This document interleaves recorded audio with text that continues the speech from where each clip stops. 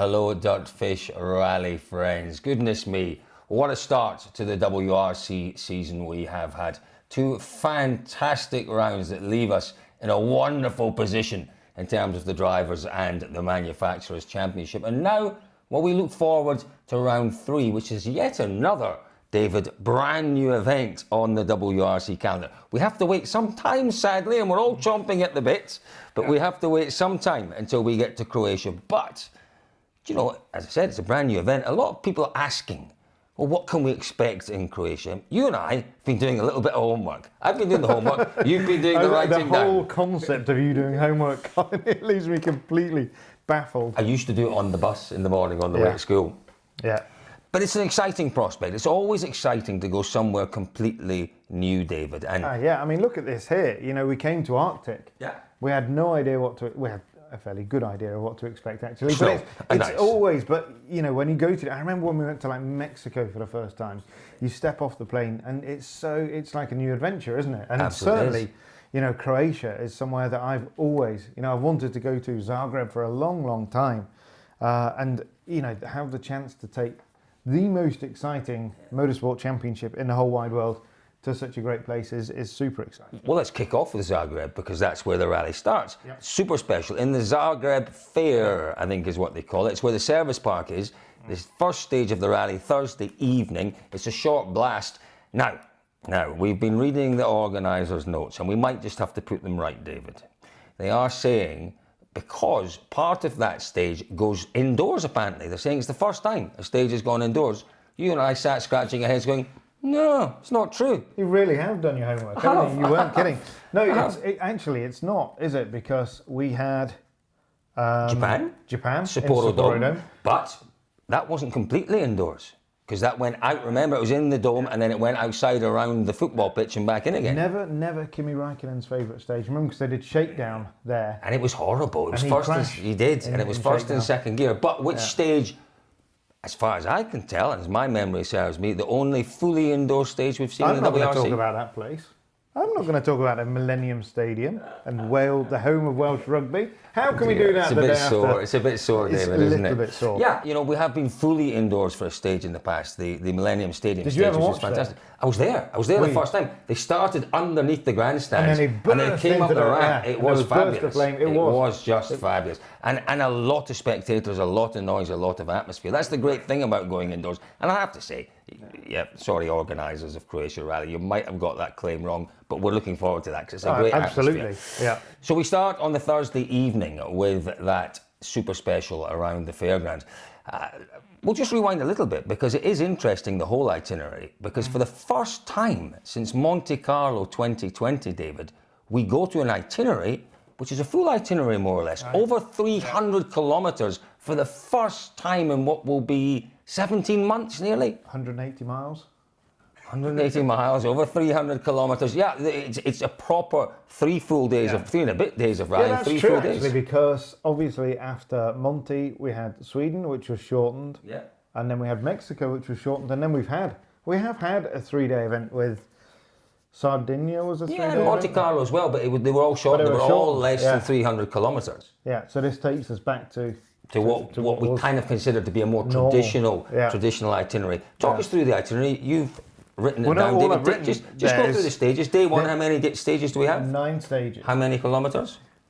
64 miles. 103 kilometres? Exactly. And leg 2 is 8 stages, which is 75 miles. Give me your best guess in kilometres. 131 kilometres. 121 kilometres. Final day, leg 3, 4 stages is, I'm going to turn it around, 77 kilometres. How many miles? 41. Ooh, 48. So the total is, you're quite right, 302, 180 miles, 22 stages. Now the key here, Col, is we don't know so much about the nature of the tarmac because, you know, Corsica's a tarmac rally, Catalonia's a tarmac rally, you know, San Remo is a tarmac rally. Completely different. Totally different. And, you know, what we would like to know a bit more about is, you know, is it generally sort of long corners? Is it more of a wide racetrack style of road? Is it abrasive, nadgery, tight, twisty like Corsica?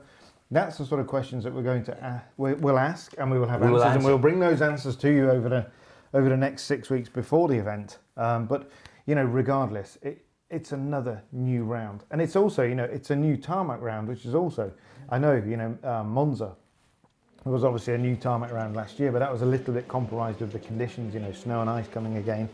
This one, hopefully, it will be a big old race. But here's a question for you. I'm putting you on the spot. And I was just thinking, maybe you can see the cogs whirring in my brain. This is the first full tarmac rally since when and where? The first full tarmac rally since, I would say, probably Germany in 19. Was there Spain in 19? It was not full tarmac, is it? No, it's gravel. Yes. What a waste of time those cogs were. Yes. Colin. Yeah. So That's very disappointing.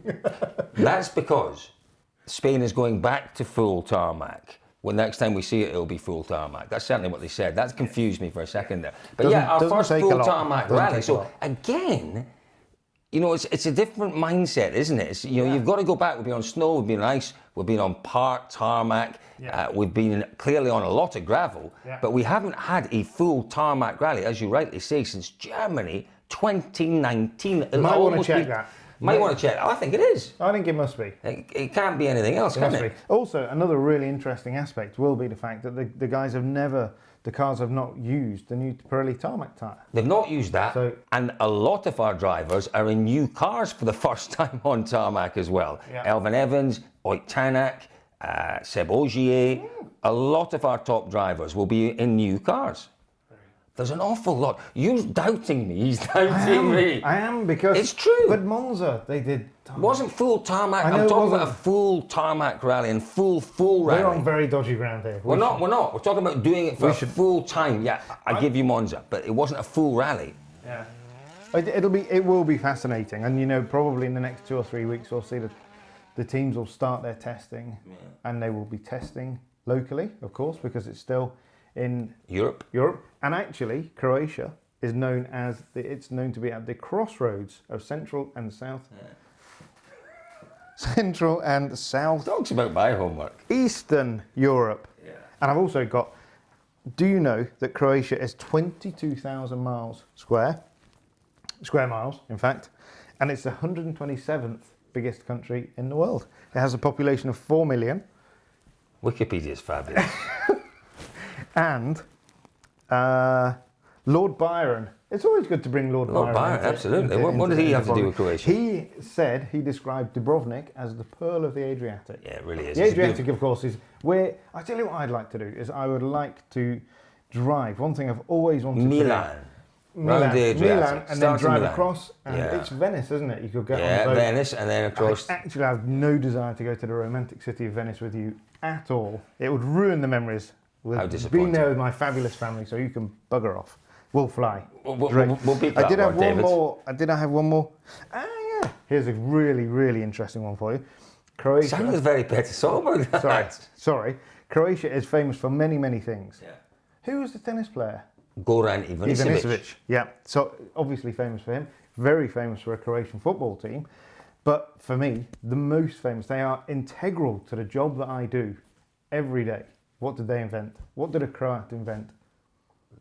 A big pen. Oh, almost. The mechanical pencil. Mechanical pencil. Yeah. Full of facts. Listen, folks, that's enough of David's facts. Tell you what we're going to do. Clearly, Croatia, will have a big effect on... Every rally has an effect on the driver's standings, on the manufacturer's championship. Let's go through, at the end of the Arctic Rally, at the end of round 2, let's go through our driver standings in the FIA World Rally Championship. So Kalle Rovanperä leads the Drivers' Championship, the youngest ever leader of the Drivers' Championship. Thierry Neuville is in second place, 4 points behind Rovanperä. Sébastien Ogier, after a difficult weekend, is third, 8 points off the lead of the championship, and he is level. I almost said even with Elvin. level with Elvin. He is also even with Elvin. Even with Elvin on 31 points. Oit Tanak, 27 points. So, David, the Drivers' Championship heading to Croatia, really very finely poised. It's fabulous, isn't it? 12 points split the top 5 drivers. And you know what? It's great. All 5 of those top drivers will be very much looking forward to tarmac because any of them again could win on Croatian tarmac. You were talking a lot about Elvin being super quick on tarmac. Thierry as well. Particularly, what's the weather like in Croatia in April? Well, I guess it can be changeable. I think we can probably get some pretty hot temperatures, but I would imagine, like anywhere, it can be a bit changeable. I think it's going to be hot. It could be warm, and I don't think it'll be hot. Hot, I think, is maybe pushing it. You'll be okay. You might get away with your jumper. You might. But the crucial thing is, though, And depending on how high is we it go. mountainous? Well, depending on how high we go. If we go into the mountains, we could see some weather. And then if we see weather, changeable weather, it's, Thierry, born and brought up in Belgium, he would go well on with inconsistent grip on tarmac. But any of them, Ogier, master of tarmac in the past. Without any question. I'm putting my glasses on. That means I want to read some more stuff off my screen, David. Please, read away. Manufacturers' Championship after Arctic Rally Finland. Arctic Rally Finland, 3 words. Well done. Good. Toyota Gazoo Racing, they continue to lead, but they're 88 points. It's 11 clear now off of Hyundai. Hyundai have had a great weekend here and they have reduced the gap. They're on 77 points. Ford are on Ford M Sport, 24 points, and Hyundai 2C Competizione on 22 points. I do realise Hyundai 2C competition are French, not Italian. Competition. That's better. Ouais. You could get a job co-driving with Thierry Neville with that French accent. I could do. I tell you what, I'm very much looking forward to Croatia. I may have just had a text message. We were talking earlier on about the conditions, David, on the stages, what to expect. Is it Spain-like or is it Corsica-like? Let me just double check, because I did, while we were talking earlier, send a quick text message. And we've done a lot of research. We've asked pretty much every driver, what do you know about Croatia? Nobody knows anything. And they've all said we know where it is on the map. Yeah. Apart from, I do have some information that's come through. Stages in Croatia, this is kind of slightly onomatopoeic, and a bit like stages in Corsica. Ooh. So, not from what we're hearing, like Spain, not fast and wide and flowing, maybe a little bit more challenging, bumpy, tricky, rally of twisty. 10,000 Croatian corners. Could well be. We will bring you more information about that clearly as we get more information. When we know, you will know. We're hoping to get some videos of the stages, but we'll certainly be bringing you updates between now and the start of the rally. It's a new one on the calendar. I'm looking forward to it. I'm certainly looking forward to it. We will bring you information as it comes in. As always, the place to be for the updates on anything rally related is DirtFish.com. Thanks for joining us.